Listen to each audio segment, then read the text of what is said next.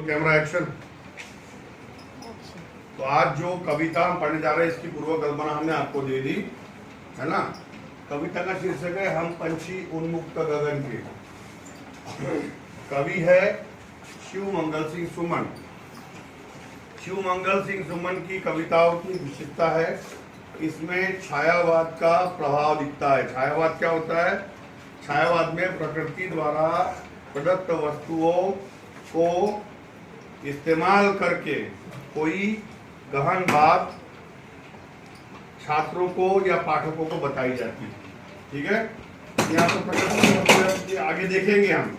ठीक है, यहाँ पर मैंने दो चित्र बनाए हैं, एक ये बर्ड है, एक ये बर्ड है।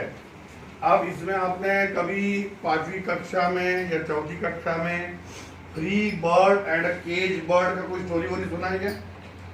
केज मतलब क्या होता है? केज मतलब पिंजरा, है ना। तो free bird and cage bird का कोई स्टोरी वोरी सुना है बचपन में? दादी से, दादा से ऐसा सुना है? नहीं सुना है? अच्छा, मैं दूसरा सवाल करता हूँ, ये दोनों में से खुश कौन है भाई? हाँ, ये वाला खुश है, ये खुश है, आपको खुश लगता है? ये इसको पानी के लिए भटकना पड़ रहा है, इसको खाने के लिए, दाने के लिए भटकना पड़ रहा है, और यहाँ सब एकदम इनको रेडीमेड मिल रहा है। तो खुश तो इसमें होना चाहिए। अब बताओ खुश कौन है? इसको सब चीज मिल रहा है, जो घर में पकवान बन रहे हैं वो भी मिल रहे हैं, जो उसका प्रिय पदार्थ है वो भी मिल रहा है ना। अगर हम इसको तोता मान ले तो तोता का सबसे प्रिय पदार्थ कौन सा है? मिर्ची और गुआवा, है ना। अमरूद जिसको बोलते हैं वो भी उसका प्रिय पदार्थ है।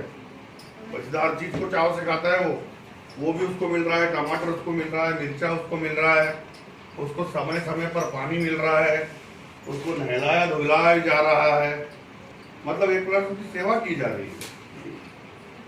फिर भी वो खुश नहीं है, और ये खुश दिख रहा है आपको। इसको दिन रात भटकना पड़ रहा है, दाना चुगने के लिए यहाँ वहां जाना पड़ रहा है।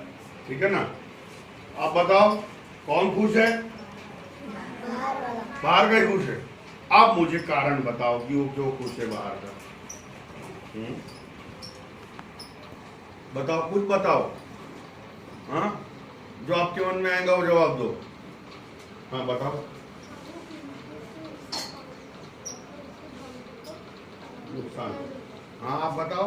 वो ऊंचे आसमान में उड़ना चाहता है लेकिन पिंजरे में उड़ नहीं सकता और बाहर के वातावरण। और एक ने कहा कि पिंजरे से उसके पंख टकरा कर उसको दर्द होता है। एक ने कहा कि वो ऊंची आसमान में उड़ना चाहता है। यहाँ कविता में जो शब्द है उन्मुक्त, इसका अर्थ आप किसी ने जाना ही नहीं। उन्मुक्त का अर्थ क्या होता है भाई? स्वतंत्र, स्वतंत्र, आजाद, आजाद। ठीक है। आप मुझे बताओ, अगर आपकी आजादी छीन ली जाए और आपको बहुत अच्छा अच्छा खाना पीना कपड़े आपको दिए जाए, पसंद करोगे? जाहिर सी बात है कि ये कैसे पसंद करेगा? ये तो कौन है? पंछी है उन्मुक्त गगन का। गगन मतलब आसमान, उड़ते आसमान का पंछी है। हम पंछी उन्मुक्त गगन के। वो इस कविता के माध्यम से शिव मंगल सिंह सुमन पक्षी की क्या सोच है, पक्षी क्या चाहता है, ये आपको बताना चाहते हैं। उसकी अभिलाषा क्या है, उसकी अपेक्षा क्या है आपसे, ये कवि बताना चाहता है। और मुझे लगता है इस कविता को पढ़ने के बाद आप लोग कभी भी पक्षी पालने का मोह नहीं करोगे। आपके घर में किस किस के घर में पंछी है बताओ? ऐसे पंछी पाल के रखे हैं, चाहे वो कबूतर हो, चाहे वो मिट्ठू हो, तोता हो, चाहे वो लव बर्ड्स का भी आजकल बहुत चलन चल रहा है ना। छोटे छोटे चिड़िया अलग अलग कलर की, नीली पीली हरी गुलाबी, है ना, वो भी चलन है। क्या उनको कैद में रख करके आप अपनी शान बढ़ा रहे हो? उनको कैद में रख करके आप एक प्रकार से स्वयं को अभिशप्त कर रहे हो। वो जो भी बोलते होंगे आपको समझ में नहीं आता होगा, है ना। वो हर बात में आपको श्राप देते होंगे, सबसे ज्यादा तब देते होंगे जब वो अन्य पंछियों को उड़ते हुए देखते होंगे, उनको आज़ादी से अपने पंख फैलाकर यहाँ से वहाँ जाते हुए देखते होंगे, है ना। पेड़ों के फल अपने चाव से खाते हुए देखते होंगे, है ना। तो वे सोचते होंगे कि हमारा जीवन कैसा, इनका जीवन कैसा। तो जाहिर सी बात है उनके आशीर्वाद स्वरूप कोई शब्द तो निकलते नहीं होंगे हमारे लिए। तो हम स्वयं को अभिशप्त करते उस समय, क्योंकि वो उन्मुक्त गगन के लिए बना हुआ है। भगवान ने उसको वैसा बनाया है कि वो आज़ादी से रह सकता है। जब हम अपनी आज़ादी को खो नहीं सकते तो किसी की आज़ादी छीनना भी हमें अधिकार नहीं है। वही यहाँ पर शिवमंगल सिंह सुमन कहते हैं। अब पंछी क्या कहता है? पंछी कहता है हम पंछी उन्मुक्त गगन के पिंजरबद्ध, पिंजरबद्ध मतलब पिंजरे में बंद, न गा पाएंगे। हम पंछी उन्मुक्त गगन के पिंजरबद्ध न गा पाएंगे, कनक तीलियों से टकराकर पुलकित पंख टूट जाएंगे। कनक, कनक मतलब क्या होता है रे? सोना। सोना मतलब ये पिंजरा अगर सोने का भी बना हो, ये वो वाला सोना नहीं है बिस्तरा डाल के सोना, गोल्ड है। अगर ये पिंजरा कनक से बना हुआ है, सोने से भी बना हुआ है ये पिंजरा, इसकी तीलियां जो है ये सोने की है ना। इस तीलियों से हमारे पंख टकरा टकरा कर पुलकित पंख, जो आनंदित पंख है, उत्साहित पंख है, वो टूट जाएंगे। ठीक है। हम बहता जल पीने वाले, हमें सबसे अच्छा क्या लगता है? बहता जल पीना। ठीक है। हम बहता जल पीने वाले मर जाएंगे भूखे प्यासे, कई भली है कटुक निबोरी। कटुक निबोरी कड़वा नीम का फल, कटुक निबोरी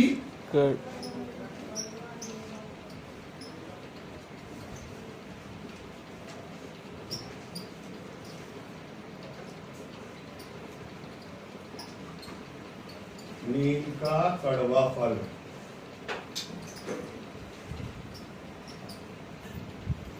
कई भली है कटुक निबोरी, कनक कटोरी की मैदा से।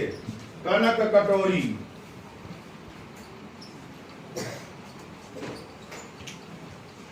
कनक कटोरी मतलब क्या? सोने सोने की कटोरी।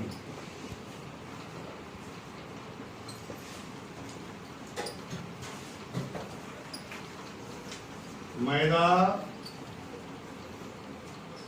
यहाँ पर मैदे से बने हुए पदार्थ।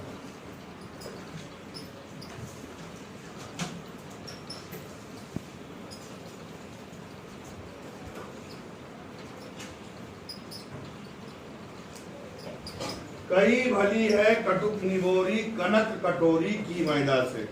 हमारी जो कड़वी निबोरी है, जो पेड़ पर लदी हुई है, अभी देखो नीम का मौसम चल रहा है, बड़ी बड़ी बहार आई है, उसको सफेद रंग के फुलोर आए हैं, और इसके बाद में उसमें जो है निबोरी के फल लगेंगे, है ना। अगर आप नीम का पत्ता चबा नहीं सकते तो पकी पकी नीम की निबोरियां लेकर के चूस करके थूक दो, शरीर निरोगी होगा, रक्त शुद्ध होगा, और वो उसका थोड़ा कड़वापन भी जा चुका होगा क्योंकि वो पक गया है। वो हमें खाना पसंद है, ऐसा पंछी बोल रहा है। हमको इस सोने की कटोरी में बने हुए, मैदे से बने हुए स्वादिष्ट पकवान से भी अच्छा क्या लगता है? कटुक निबोरी। कई भली है कटुक निबोरी, कनक कटोरी की मैदा से। अगले ताजा में क्या कहता है? स्वर्ण श्रृंखला के बंधन में, ये एक प्रकार से स्वर्ण की श्रृंखला है, चैन है एक प्रकार से। स्वर्ण श्रृंखला के बंधन में अपनी गति उड़ान सब भूले। जो भगवान ने हमें गति मतलब क्या है? स्पीड दी है, अपनी गति उड़ान, हमारा जो नेचर है उड़ने का, वो भूल गए हम, क्योंकि हम इसके अंदर कैद हो गए। सीमित जगह है, कुछ नहीं कर सकते, बस यहाँ से उड़ेंगे यहाँ बैठेंगे, यहाँ से उड़ेंगे यहाँ बैठेंगे, थोड़ा सा उड़ करके पिंजरे की तीलियों को पकड़ लेंगे। एक सीमित दायरा है, इसके लिए है क्या सीमित दायरा, इसके लिए पूरा खुला आसमान उसका है, ठीक है ना। यहां से वहां, इस पेड़ से उस पेड़, इस डाली से उस डाली जा सकता है ना। तो स्वर्ण श्रृंखला के बंधन में, इसके बंधन में अपनी गति उड़ान सब भूले, बस सपनों में देख रहे हैं तरु की फुनगी पर के झूले, तरु की फुनगी पर के झूले, ठीक है, समझ में आया। तो उसने बोला क्या, उसने कि बस सपनों में देख रहे हैं तरु की फुनगी। तरु मतलब क्या होता है, और उसका फुनगी मतलब क्या होता है सर? सबसे ऊपर का भाग, तरु की फुनगी। सबसे हम बता देते हैं, अगर ये हम इसको पेड़ बना देंगे ऐसा, तो जितना जितना ऊपर ऊपर जाएगा ये पेड़, ठीक है, उतना उतना इसकी डालियां पतली होती जाएगी, ठीक है ना। और एक समय ऐसा आएगा कि ये बहुत ही पतला सीरा हो जाएगा और एक प्रकार से वो झूले का काम करेगा।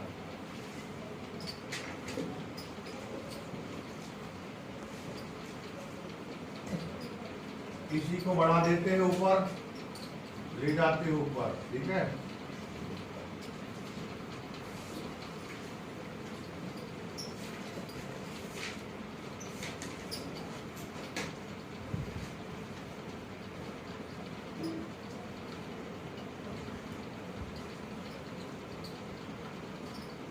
अब यहां अगर कोई पंछी आकर बैठता है, स्पीड में आएगा, ब्रेक तो है नहीं, स्पीड में आकर के सीधा बैठेगा उस पर, क्या होगा ये,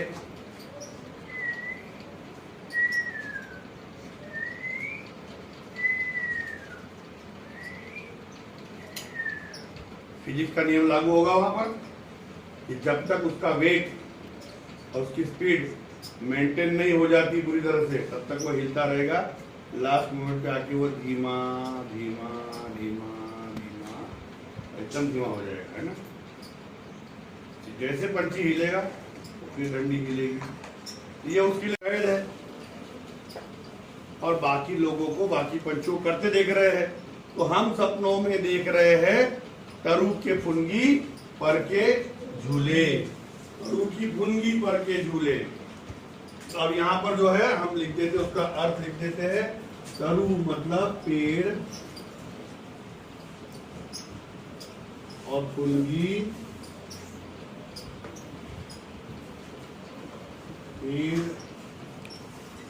के ऊपर का। तो स्वर्ण श्रृंखला के बंधन में अपनी गति उड़ान सब भूले, बस सपनों में देख रहे तरु की फुनगी पर के झूले। तो तरु शब्द का अर्थ होता है पेड़, और फुनगी मतलब मैंने बताया कि ऊपर का सबसे कोमल भाग या कोमल सिरा, खाने का सिरा नहीं है ये, कोमल सिरा खाने का नहीं है भाग, ठीक है। नहीं तो ये बच्चा क्या है, हमें जैसे खाने का सोचता है तो वो कोमल सिरा मतलब सिरा मिल रहा है बोलेगा, ये कोमल भाग, इस पर बैठने से ये डाली झूलेगी तो झूले के समान दिखाई पड़ता है, ठीक है। ऐसे थे अरमान के उड़ते नीले नभ की सीमा पाने, ऐसे थे अरमान के उड़ते नीले नभ की सीमा पाने। नभ मतलब आसमान। अभी हम यहाँ खड़े हैं, जब हम दूर छोर पर देखेंगे हमको आसमान कहीं झुका हुआ मिलेगा, ऐसा लगेगा कहीं वो जाकर के मिलन कर रहा है ना, जमीन से आकर के मिल रहा है, ऐसा लगता है ना हमको। थोड़ा आगे जाओ तो वो आसमान हमें और दूर दिखाई पड़ता है। उसको मराठी में क्या बोलते हैं, शौ से बोलते हैं। क्षितिज कशाला म्हणतात, क्षितिज बोलते ना, होता है क्या क्षितिज? नहीं होता है, क्षितिज होता ही नहीं है, दिखाई पड़ता है, मनामध्ये गोंधळ निर्माण करतो, है ना। और आगे जाओ तो वो कहीं और आगे दिखता है, और आगे जाओ तो कहीं और दिखता है। तो पंछी बोलता है कि ऐसे थे अरमान की उड़ते नीले नभ की सीमा पाने, कहां तक है ये, ऐसे थे अरमान के उड़ते नीले नभ की सीमा पाने, या तो क्षितिज मिलन बन जाता, या तो क्षितिज से हमारी मुलाकात हो जाती, या तो क्षितिज मिलन बन जाता, या तनती सांसों की डोरी, या तो हम मर जाते। इतनी जिद करता है वो इसमें कैद रहने की अपेक्षा। समझ में? इसमें कैद नहीं रह, या तो क्षितिज मिलन बन जाता या तनती सांसों की डोरी। लाल किरण सी चोंच चुभते तारक अनार के दाने बोला है इसमें, है ना? तो मेरी जो लाल किरण सी चोंच है उससे इन तारों रूपी अनार के दानों को, तारों को क्या बोला उसने? अनार के दाने। इन तारों रूपी अनार के दानों को मैं अपनी लाल किरण सी चोंच से चुभ लेता।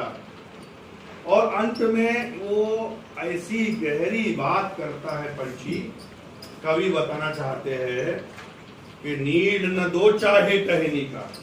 नीड मतलब आश्रय, सहारा। नीड मतलब